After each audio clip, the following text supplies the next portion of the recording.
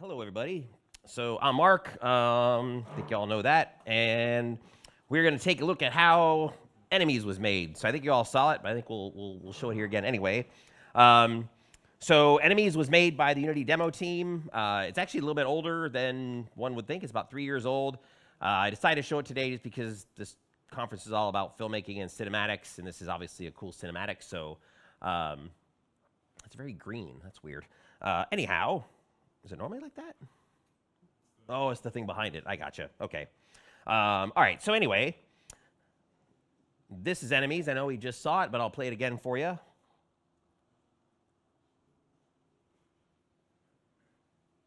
Do we have audio from the HDMI? Oh, shoot. Oh, right. Oh, shoot. Well, here, you know what? I'll just lip sync it. Want me to do that?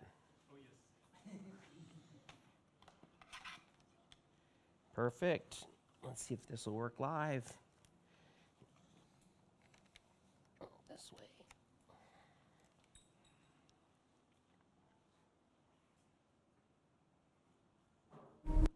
Let me just do this real quick. Where's audio? There we go. Perfect. All right.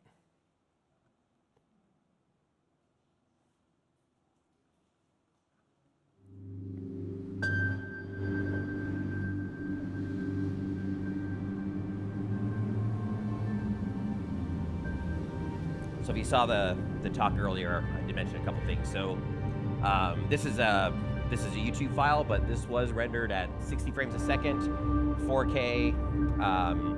Everything you see here is ray traced.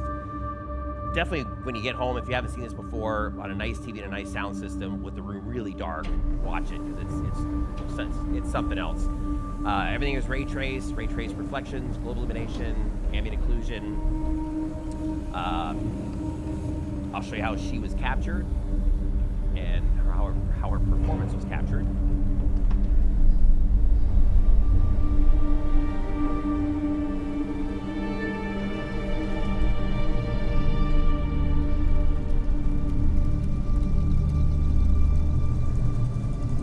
I have in my head everything that anyone has ever known.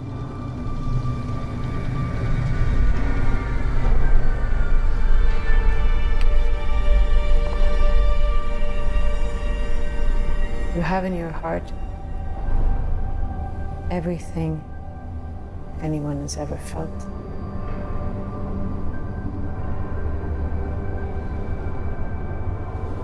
Power is given only to those who dare to lower themselves and pick it up.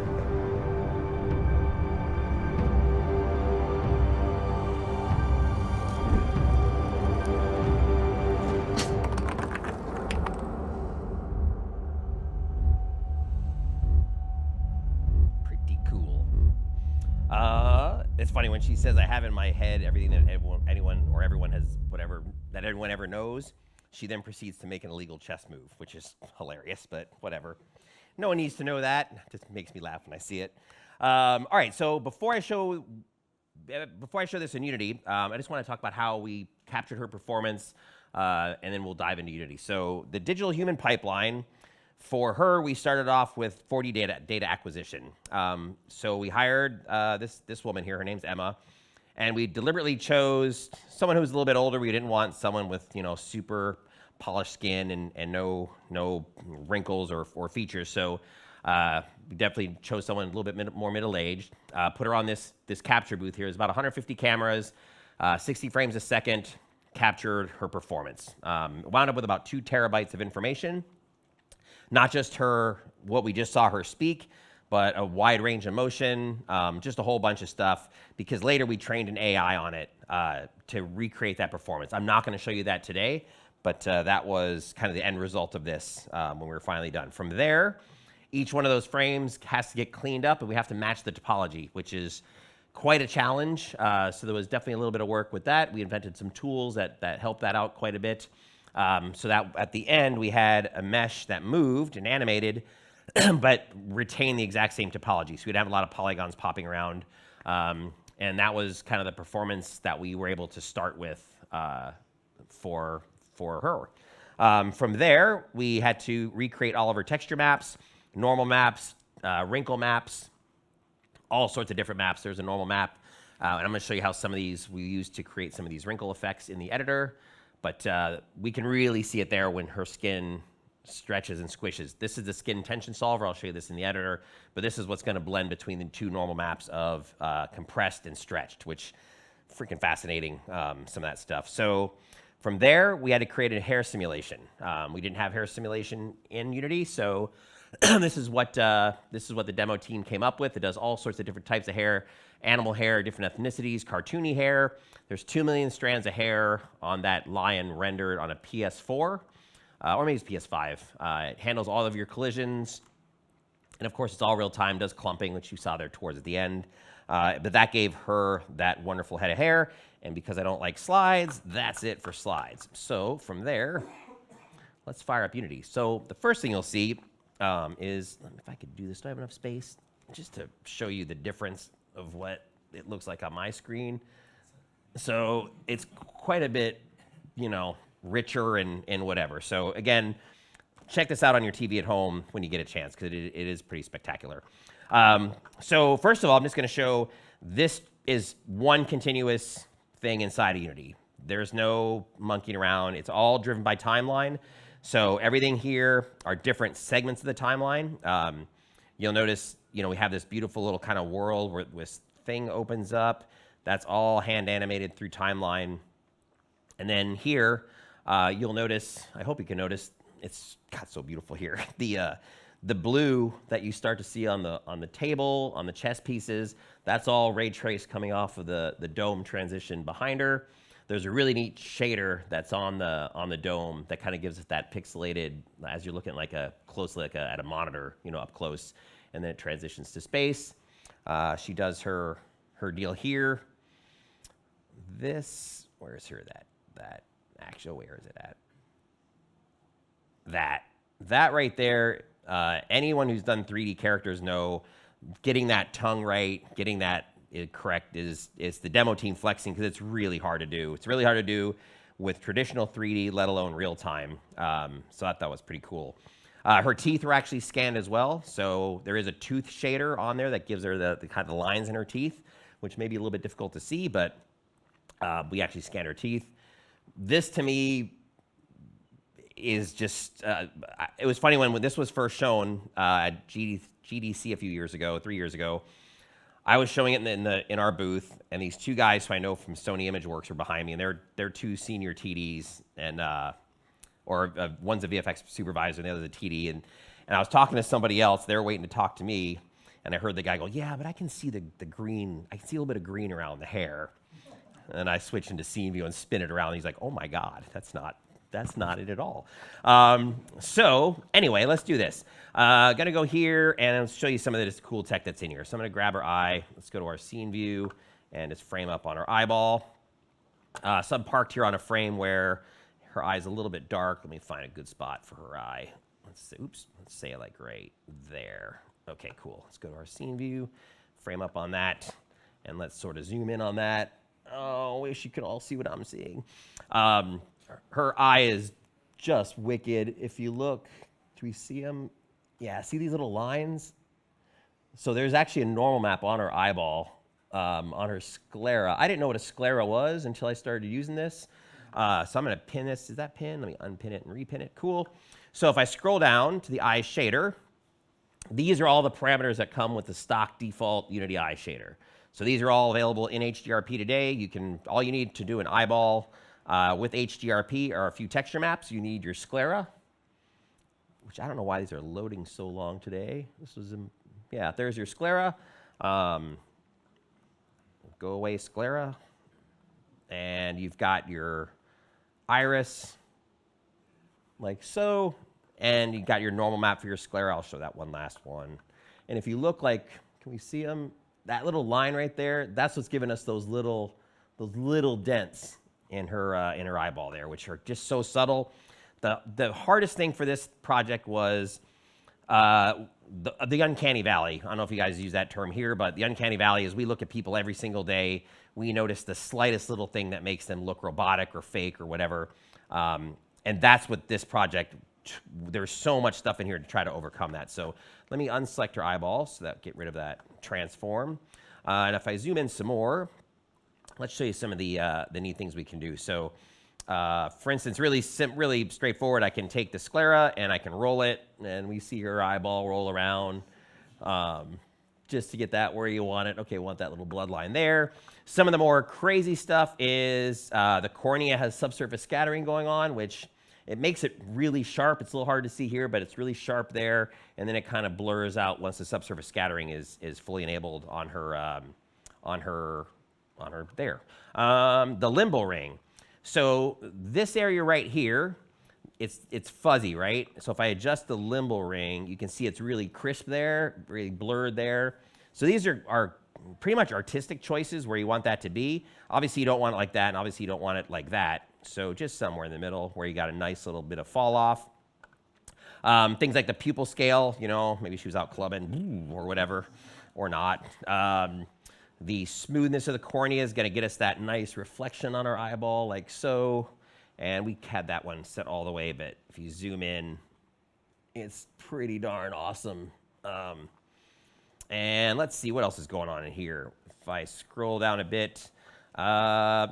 ASG stands for anisotropic spherical Gaussian, which good luck with that one. What that is, it's the way that the eyelid occludes the eyeball. So if I actually crank that up, you can see it. You can kind of see it do that. And you just want to get it somewhere where it just looks right, where it's not like that, but something like that. Perfect. And you can see there's a whole lot of tools for ASG. I'm like, man, really? Just for that, huh? All right. If we scroll down, these are some of the additional tools that the demo team added to the default eye shader. You can download this shader today with all these features turned on. Just search for Unity Digital Human, and you can download the enhanced eye shader. But here, like caustic intensity, we can adjust caustics. The default eye shader does not have caustics, and oh, good grief. And so without caustics, there was a period where her face, or whenever she would look directly at a light source, her eye would just immediately wash out.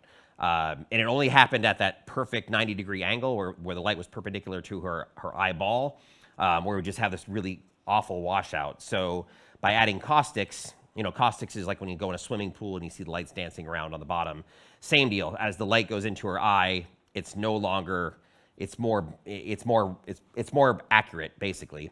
And then how much we're going to blend the caustics is that tool right there. So just a ton of tech just in the eyeball. You can see that the nice shininess down here, the wetness right here. If I scroll out or zoom out just a little bit, her eyelashes, like, oh my gosh, she's got eyelashes. Can we see that all right? Good. But if we go a little bit here, look, she even has peach fuzz. So the challenge with the peach fuzz is, so all the hair was groomed in Houdini. So you do the initial groom in Houdini, you bring it into Unity, and then Unity will do the simulation on it. I had a ton of fun playing around with the hair tools because you can have, like her hair right now, we've got the eyebrows, the eyelashes, the peach fuzz, and then her main head of hair. Each type of hair behaves very differently. You don't want her eyebrows to have the same effect as her main of hair, because otherwise you'd have like these really fluffy eyelids, right? So there's a lot of stiffness, a lot of tension on her eyelashes. Her eyebrows, the same deal. They're very stiff and rigid here, but they do have a bit of subtle movement. One of the challenges here was, you know, your main head of hair is from your skull. Your skull doesn't ever move. So her head might move, but the skull is solid. Her face, she's talking. So every frame we had to calculate where the skin has moved to, and then reposition all those pieces of her peach fuzz on that moving mesh. And so that's the skin attachment solver, which takes less than a millisecond to calculate for her entire volume of hair, for her eyelids, eyebrows, and her peach fuzz. That's all in under a millisecond with the skin tension solver. Super cool, super fast. And I mean, you know, you zoom in. I know she would kill me if I did this, but there's all this little peach fuzz. And if you scrub the timeline, it all magically sticks. It seems a little, well, whatever. You get the idea. So that's cool. What else is in here? So let's look at her. Well, we're talking about hair, so let's talk more about hair. Let's type in groom. Sorry, I'm kind of I'm a little too tall for this table, I've decided. All right, so this is our groom. Let's pin that down, and let's go to our game view and get this right towards the end here, where she's got this awesome pose. And the hair system has the longest inspector in all of Unity for one tool. That's a cue to have some beer. Because it can do so many types of hair. Long hair, short hair, dog hair, cat hair, different ethnicities, cartoony hair. You could probably see, hopefully you can see, we've got these two sliders here, which have a slight tint of the same color that the screen is tinted, blue, because these are keyframed. So if I move this, you can see those two sliders are moving. That's what makes her hair go up like that. And this is a pure simulation. If I scrub the timeline, a simulation works by analyzing where the hair is at one frame and then looking at the next frame to figure out where it needs to go. When you scrub the timeline, you break it. So when I scrub it, that's why her hair is kind of dangly and weird. It's because it breaks the way a normal simulation works. It's this, it's this consecutive frames that it works off of. But what's neat here is I can say, let's drop the global position. Let's get rid of some gravity. And let's bring that back down.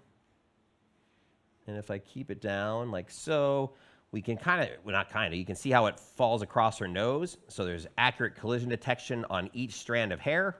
The stiffness, if I reduce the stiffness, it's like she had no conditioner and she's just a big floppy head of hair. I wish I had conditioner issues. Anyway, the hair is awesome. I mean, there's a few times it breaks collision, but for the most part, especially when you're just adjusting sliders, because again, a simulation doesn't expect you to be moving sliders in real time. It expects to be marching forward in time to keep the simulation accurate. Anyway, let's bring that back to where, let's bring that back to where it was. And what was her stiffness at? Cool, stiffness needs to be there. Perfect. All right, so that's her hair. Again, the grooms are done with Houdini. And there's clumping. You can see we've got these nice clumps that if she shakes her head and kind of does that stuff, they'll always come back to that same clump that we'd set up. And again, that's all stuff you do in Houdini. There's several other tools. Blender does hair, so you can take Blender grooms. There's the weta hair, which I don't want to talk about, if you know what that's all about. And anyway, that's a bit on hair. Let's do this. Let's go and switch gears a little bit. Let's look at her head. And nope, there we go. Her head geo, perfect. I don't know why we're getting this flickering. Oh, maybe not. We're seeing it there. Okay, good. So for her hair, or for her face, we've got a couple things going on. We've got some texture maps, which I want to show you. So this is her. What is taking these images so long to load? And what program is loading them? No, we're not even seeing them. Good grief. Sorry, guys. That's okay. Well, it doesn't want to load these images. Strange. Okay, there's one. All right, so this is the normal map. I was going to show you the albedo map, which is basically her skin map with all the pores and things like that. This is the normal map. And so to be as fast and efficient as possible, we put both normal maps on one image.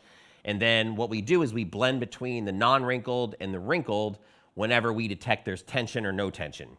And so a tool called the Skin Tension Solver was created to let us do this. And this is going to look really weird, but when I turn it on, that happens. And if I increase the scale,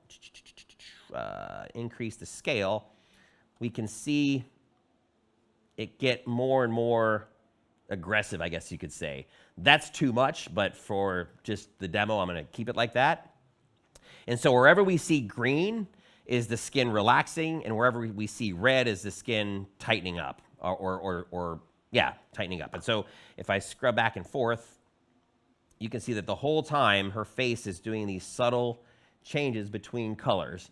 And so wherever it's red, we're blending the wrinkled map on, and wherever it's green, we're blending the non-wrinkled on. And so this constant change of blending of wrinkled versus non-wrinkled, which is a really cool trick to achieve wrinkles without actually having to deform the mesh. And if I go here, and I'm glad she's never seen me do this presentation because it's just rude. What do I want to do here? Let's go to lighting, no material, and my G buffer. Let's turn on normal maps. All right, perfect. So if I scrub the timeline, we won't see it as well. So what I'll do is just fake it and just change the scaling here. But if I do that, you can see what happens. No wrinkle, wrinkle. So we've got wrinkle on her lips, wrinkle on her ear, on her eyelash, her crow's feet, whatever you call them. But that's the look that happens as it blends on and off. Now, again, I'm doing it artificially by adjusting the scale, so it's kind of silly to think that your lips would do that like that, but I hope you get the idea of what I'm trying to show you. And then if I turn off what did I just do there? Turn that off, and I go to, I thought I turned that off. Let's go to none, perfect, and let's turn this off. And if I now do the same thing, which is adjust the scale, you can see what that does with her actual lip color, like so. And again, it looks really good here. Anyway, so that's the skin tension solver. It's on her neck, it's on her face, and yeah, there you go. So from there, her body, her dress, that was all done with Marvelous Designer. And if you've ever used Marvelous Designer, it's just phenomenal at doing cloth simulation. And it's just really beautiful, the quality of the patterns on there, the way the light reacts to it. It's very, very nice. Let's see if I show you something else. Let's talk a little bit lighting. If we get to the beginning of this project or the beginning of the scene, she's in this cool environment, and the environment is transforming around her, as we saw, like so. And then, I'm obviously in scene view, so the camera's not locked where it should be. But there we go. This is an object. This is I can't remember the name of the statue. Lagoas and Son. It's at the Vatican. Anyway, we had a team go out there and do photogrammetry on it and brought it in.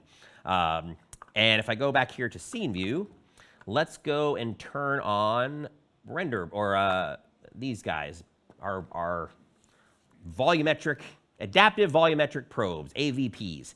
So this was an experimental state in 2022.1 when this project was created. This is now supported in URP and HDRP.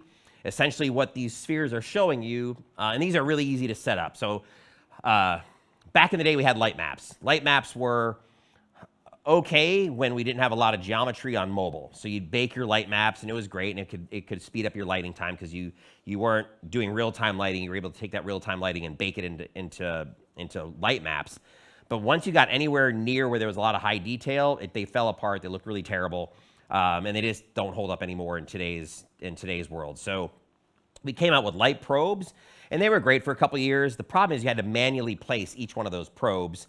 And so you'd spend a lot of times positioning the probes all over your scene. You'd bake the lighting, and it was fine, but it was just time consuming. And so now for adaptive probe volumes, it's amazing. I showed it, oh no, I wasn't here last night. I was in Hanover last night at the user group showing a different project where I showed how easy they are. So you have a world, you have your scene, and you just say, build me my light probes.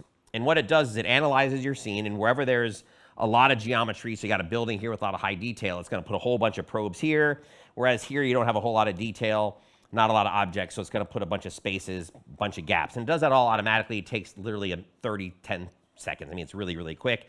This would probably take 15, 20 seconds to position all these probes. And what these probes do is then they inherit the light at that space. So if I took a sphere and I put it right there, that's how that sphere would be lit. And then I can turn off all my real-time lighting, and so it's all now baked lighting that doesn't take near the computational time. You have all these spheres, which you think, my God, that's going to take a while, but it doesn't. And as I go down here, you can see they become a lot more white because we don't longer have that red stuff around it. As we go up, we get more into the pink lights. And if I go and fly way out here, you can see we have a whole lot less probes because there's not nearly as much geometry out there. So literally to position all those probes takes about 5 seconds.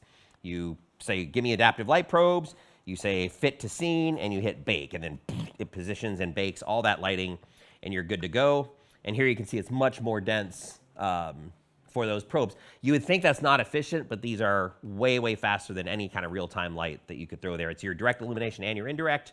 Fly in here, and let's go back in here, and let's turn off our probes and just show you how ridiculously sick that lighting is being lit with probes. So that's where a light map would just utterly fall apart. It would look like ass, to be honest. I don't know what else to describe it, because it's all splotchy. There's just not the detail, not the quality. And with these light probes, you just get this incredible lighting. And then couple that with some ray traced reflections and some other stuff, you just get this amazing, incredible environment, like so.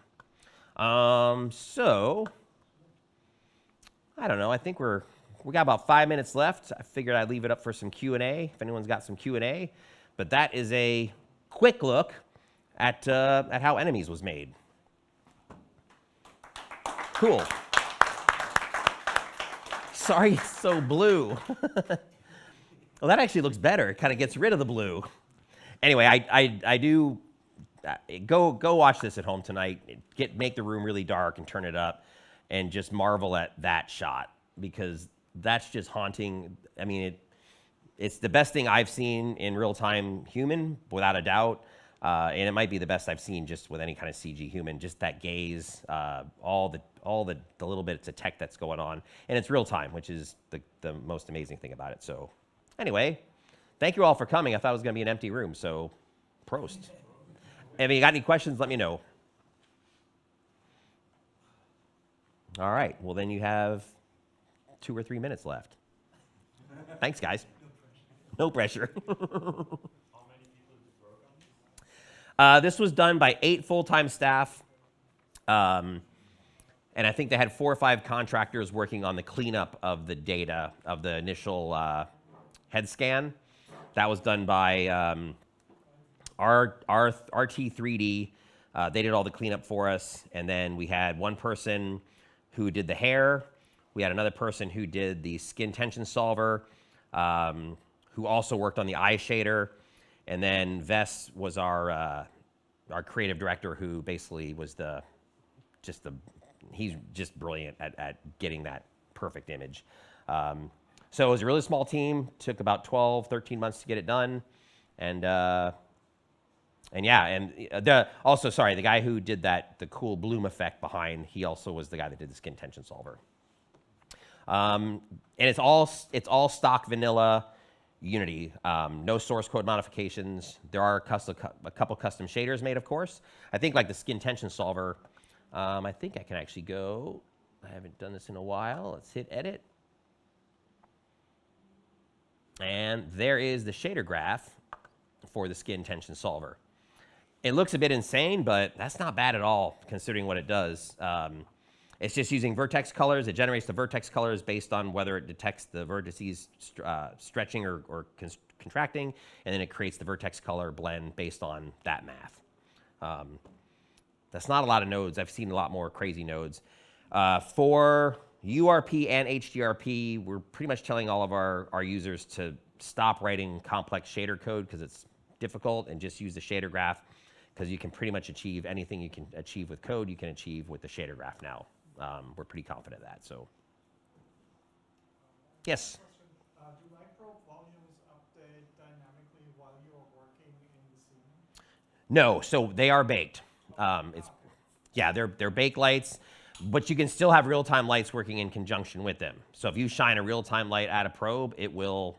Yeah, sure. It'll change. But the probes, they just retain essentially the baked light data. Correct. Oh, okay.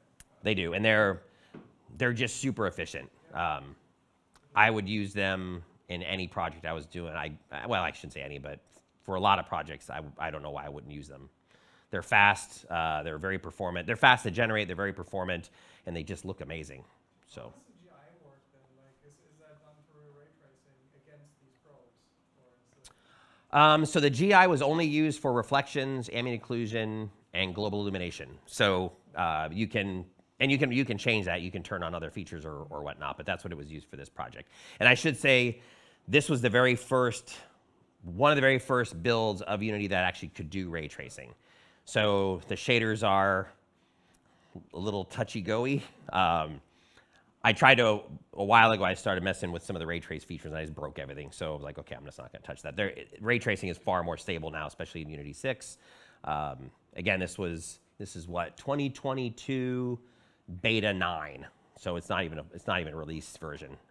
And I don't dare update it. It's just, let it do its thing. So anyhow, thanks for showing up. Thank you. Cheers.